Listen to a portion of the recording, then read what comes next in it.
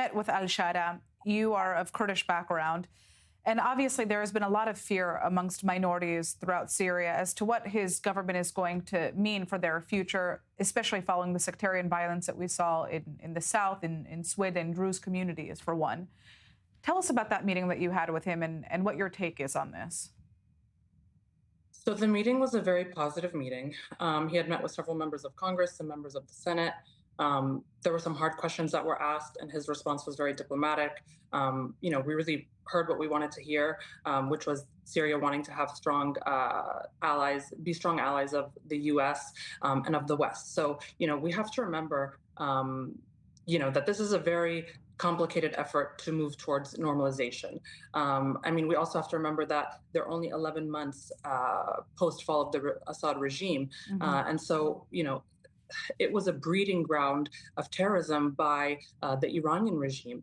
They used Syria strategically for proxy networks to spread chaos amongst the people.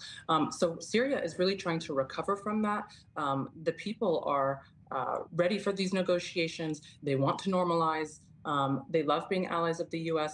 So the people really seem to be on board. And plus, the geographical location between Syria and Lebanon and Israel, it's essentially what we call it a swing state. So we want to normalize relations with the West rather than versus with the East. And we want to expel any type of Iranian influence. And we're hopeful that these talks in D.C. really helped with that. Of course, we can't help but discount the shift in al-Sharaa's ideology. This is a man who was affiliated with al-Qaeda. There are jihadist elements in government forces who have been accused of carrying out atrocities against minority groups in Syria. What he says is one thing. What he's actually going to do is completely another thing. And how, do you think the White House, the Trump administration, is able to trust somebody whose background was certainly advocating for something completely different within such a short span of time?